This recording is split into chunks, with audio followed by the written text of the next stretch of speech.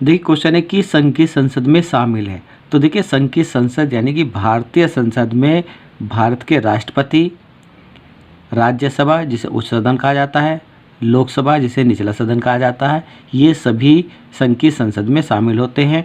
और भारतीय संसद का कार्य है जो कानून बनाना, बजट पारित करना और प्रशासन की देखरेख करना होता है। क्वेश्चन था कि संघ की संसद में शामिल हैं तो आपके भारत के राष्ट्रपति, राज्यसभा और लोकसभा ये सभी आपके भारतीय संसद में शामिल होते हैं, तो आपका आंसर डी हो जाएगा। नेक्स्ट क्वेश्चन है कि भारत में मत देने का अधिकार होता है। तो देखिएगा भारतीय संविधान के अनुच्छेद 326 के अनुसार प्रत्येक नागरिक जिसकी आयु 18 वर्ष या उससे अधिक हो गई हो और वह भारत का नागरिक हो तो उस नागरिक को अपना मत करने का संवैधानिक कानूनी अधिकार होता है।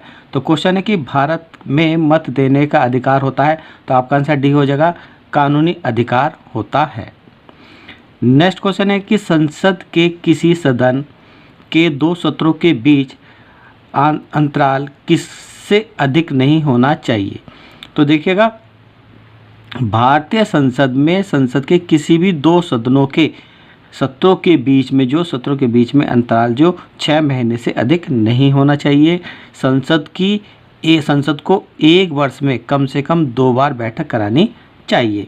तो क्वेश्चन था कि संसद के किसी भी सदन के सत्रों के बीच अंतराल किससे अधिक नहीं होना चाहिए, तो आपका आंसर बी हो जाएगा, 6 महीने से अधिक नहीं होना चाहिए। देखिए क्वेश्चन है कि भारत में वोट देने की न्यूनतम पात्रता आयु क्या है। तो देखिए भारतीय संविधान के अनुच्छेद 326 में वह भारतीय नागरिक जो कि 18 वर्ष का हो चुका हो या 18 वर्ष से अधिक हो वह चुनाव में मतदान कर सकता है।